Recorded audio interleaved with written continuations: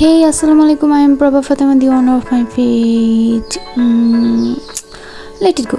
আজকে আমি আপনাদের তৈরি করে দেখাবো choco chips cookies without oven. খুবই সিম্পল এবং খুবই ইজি একটা রেসিপি, খুবই অল্প সময় ঝটপট তৈরি করে নেওয়া যায়। আশা করছি আজকের রেসিপিটি আপনাদের কাছে অনেক ভালো লাগবে। কুকিজ তৈরি করার জন্য আমি প্রথমেই নিয়ে নিচ্ছি সফট বাটার। এরপর আমি এতে চিনি দিয়ে দিব হাফ কাপ।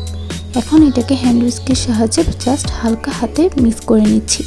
চিনি এবং বাটার একসাথে ভালোভাবে মিশে গেলে আমরা এতে ডিম দিয়ে দেব, আর দিয়ে দিচ্ছি সামান্য ভ্যানিলা এসেন্স এবং 1 চিমটি লবণ। এখন এটাকে আবার ভালোভাবে বিট করে নিব। চিনি যদি একেবারে না গলে যায় তাহলে কোনো চিন্তা করবেন না, এটা পরবর্তীতে বেক করার সময় গলে যাবে। এখন এর মধ্যে একটি ছাঁকনি বসিয়ে এতে 1/4 কাপ ময়দা এবং 4 ভাগের 1 ভাগ বেকিং সোডা দিয়ে আলতো হাতে ভালোভাবে মিশিয়ে নিব।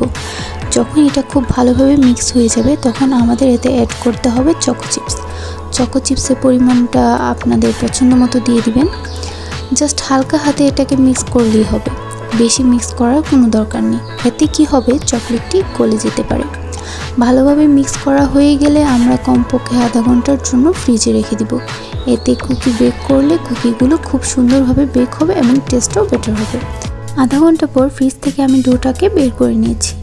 এখন এখান থেকে অল্প করে একটু ডো নিয়ে আমি গোল করে নিব।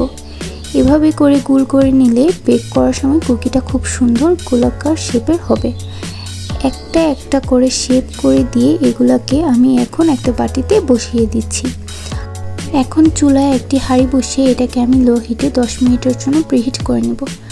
10 মিনিট পর আমি হাঁড়িতে বাটি বসিয়ে 18 থেকে 20 মিনিটের জন্য বেক করে নিব।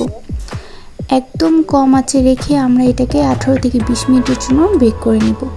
20 মিনিট পর আমরা কুকিগুলো বেক করা হয়ে গিয়েছে। এগুলোকে আমরা এখন 10 মিনিটের জন্য ঠান্ডা করে নিব, কারণ গরম অবস্থায় এই কুকিগুলো কিন্তু একদম নরম থাকে।